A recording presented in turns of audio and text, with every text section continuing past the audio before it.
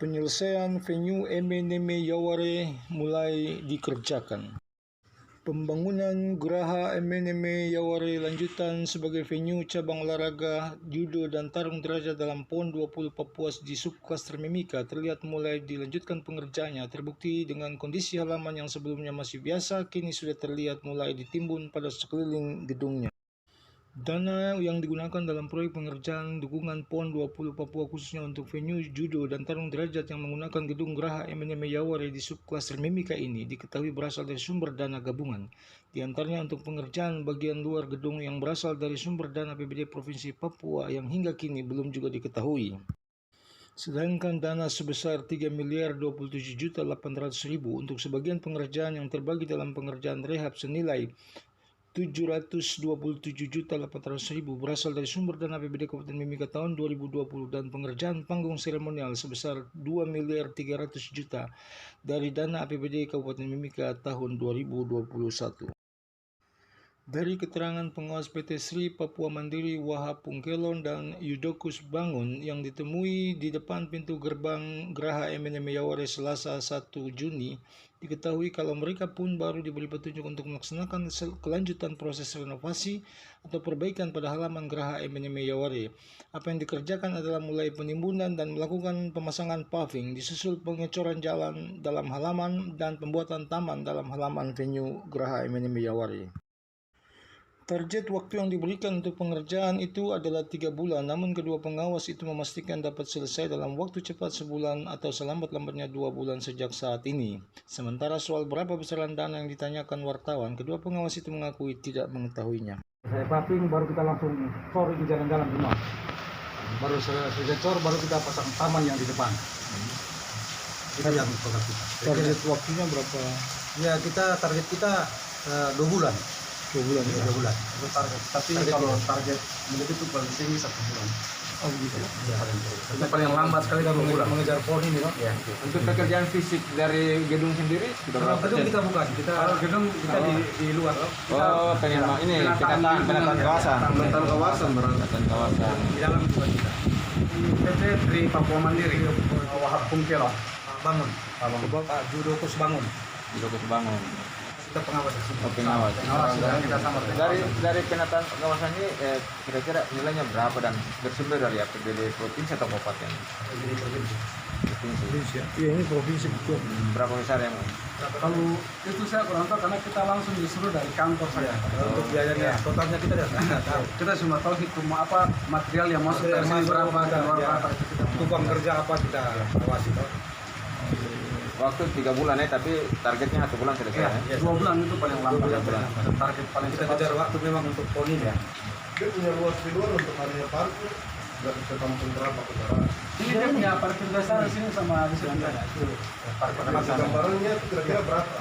Kalau untuk gambaran untuk tarikan di sini kemarin dia punya catatan tuh kalau dari sini 54, di sini sekitar 40 lebih. Berarti 100 bisa ya? Luas. Tidak luas. Berarti 100. Dia posisi apa? Sisi kiri. Ya? Sisi kiri di sebelah juga ada. Ya, ada yang pasang paving itu katanya mereka untuk pemanasan judo. Iya, atlet pemanasan. Oh, minat semua di paving itu? Yang paving cuma di bagian-bagian sini yang sana ada pasti ada papan sana. Oke. Yang sama sini taman semua. Oke, siap. Kalau masalah terlambat kita tidak tahu, kita cuma diperintahkan kerja begini kita kerja. Kalau itu mungkin dari kontraktornya sendiri kita Iya, benar. Dari keterangan Kepala Dinas PUPR Kabupaten Mimika yang juga Koordinator Bidang Arena dan Infrastruktur Sub-PB PON 20 Papua Klaster Mimika, Domingus R.H. Mayaut STMSI, diketahui bahwa benar pengerjaan venue MNM Yaware untuk cabur judo dan tarung derajat dilaksanakan dalam sumber dana gabungan provinsi dan kabupaten. Provinsi untuk bagian luar gedung dan kabupaten untuk bagian dalam gedung. Hanya pada saat dilakukan sinkronisasi juga diketahui ada pengerjaan yang akan diambil alih oleh tim overlay PON 20 Papua. Baik, terima kasih. Jadi untuk MNM itu sebagai tempat apa ya? Judo dan tarung derajat. Ya. Untuk bagian luarnya itu teman-teman provinsi. Jadi kalau lihat ada panggung-panggung di luar, sistem parkiran dinaikkan, nah itu dari teman-teman. Terus gapura masuk kiri kanan, terus gudang yang sebelah sisi kanan. Kalau lihat ada gudang. Nah, itu dari teman-teman dari Provinsi Papua. Nah, sedangkan kita itu masuknya di dalam, panggung di dalam. Karena itu kan gedung pertemuan. Nah, nanti kita bikin panggung untuk kalau tarung derajat sama judo. Nah, tetapi waktu sinkronisasi dengan teman-teman dari provinsi PB-PON Provinsi Papua dan kita sub PB-PON nanti diambil alih oleh tim overlay karena tempat pemanasannya itu belum dihandle yang gedung kesenian yang kita mau rehab untuk tempat pemanasan judo dan tarung derajat itu. Nah, itu yang terjadi pergeseran dana. Jadi karena tim ini yang tadi overlay nanti ambil alih di situ, kita akhirnya pindah yang sudah tersedia di DPA kita revisi untuk di gedung kesenian untuk tempat pemanasan judo dan tarung derajat gitu. Jadi itu apa orang bilang kita keroyokan. Mereka bagian luarnya, kita bagian dalam. Jadi, gitu. Manyaut juga memberi masukan terutama untuk pelaksanaan PON lainnya ke depan agar dapat disediakan buku pedoman standar sebagai petunjuk pelaksanaan grand design dari setiap technical delegate atau TD PON sehingga menjadi acuan utama bagi penyelenggara. Termasuk jika terjadi penambahan pembangunan infrastruktur, itu bisa disesuaikan dengan pedoman standarnya. Seperti misalnya ada permohonan baru ketika infrastruktur utama sudah selesai, tinggal dilihat apakah itu termasuk sebagai bagian utama yang dibutuhkan. Manyaut menjelaskan panjang lebar terkait pelaksanaan penyelesaian venue judo dan tarung derajat itu. Jadi kalau PON-PON ke depan sudah ada buku petunjuk, jadi tidak menurut perasaan TD lagi. Sudah orang membaca buku itu dia sudah memahami speknya seperti ini kalau bikin lapangan basket atau apa, sehingga TD cuma melihat apa sudah sesuai dengan buku petunjuk.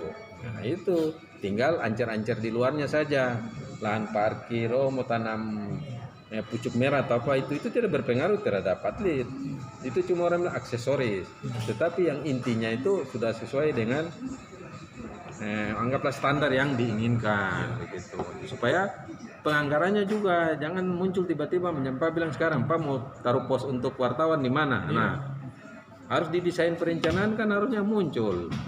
Waktu kita desain nanti Pak ininya bagaimana di mana ini, cuma hal-hal seperti begitu. Ini cuma untuk masukan ya, masukan saja Pak.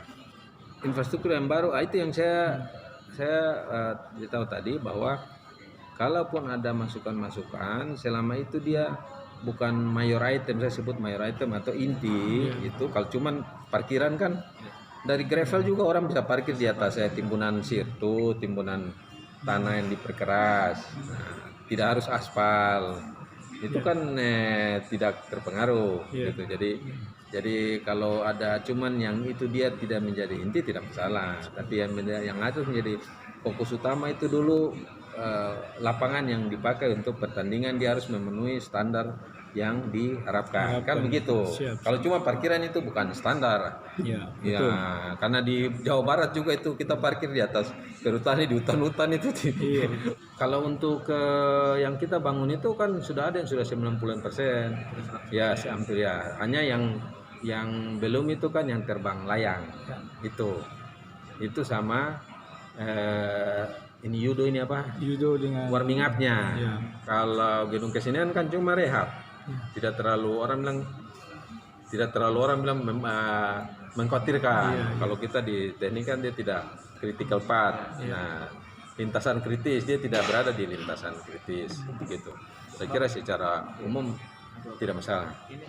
Itu yang untuk hal-hal yang tidak terduga seperti itu yang akhirnya saya makanya waktu pembahasan sarana dan prasarana penyelenggaraan PON kita harus terus begitu memberi ruang untuk safe untuk hal yang nanti timbul tidak terduga.